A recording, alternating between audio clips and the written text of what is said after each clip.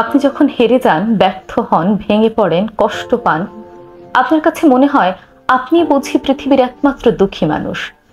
স্রষ্টা আপনাকে সকল দুঃখ দিয়ে পৃথিবীতে পাঠিয়েছে। আসলে পৃথিবীতে কারোর সাধ্য নেই আপনাকে দুঃখ দেওয়ার, আপনাকে সুখী করার সাধ্যও কারো নেই। আপনি দুঃখী আছেন আপনার চিন্তার কারণে। এমনকি যিনি সুখে আছেন তিনিও সুখে আছেন তার চিন্তার কারণে।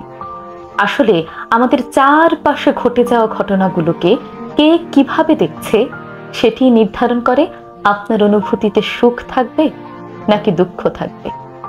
আচ্ছা, একবার ভেবে বলুন তো, আপনি নিজে নিজেকে সম্মান করেন?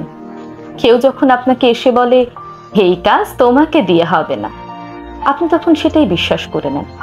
আপনি যখন বড় কোনো স্বপ্ন নিয়ে সামনের দিকে এগিয়ে যান, হঠাৎ করে কেউ এসে বলে ছেঁড়া কাঁথায় শুয়ে লাখ টাকার স্বপ্ন দেখো না, তখন তাদের এই কথায় আপনার স্বপ্নগুলো কাঁচের টুকরোর মতো চারপাশে ছড়িয়ে পড়ে। আপনি যখন কোনো কাজে হেরে যান, তখন কেউ এসে দীর্ঘশ্বাস ফেলে বলে সব কাজ কি আর সবার দ্বারা হয়, তখন আপনি তার কথাই বিশ্বাস করেন এবং ভেঙে পড়েন। আপনি তো নিজে নিজেকে, নিজের স্বপ্নগুলোকে গুরুত্ব দিচ্ছেন না। আপনাকে তো পরিচালিত করছে ওই নেগেটিভ মানুষগুলো। অথচ আপনার জীবন কেমন হবে সেটা নির্ভর করছে আপনার সিদ্ধান্তের উপর।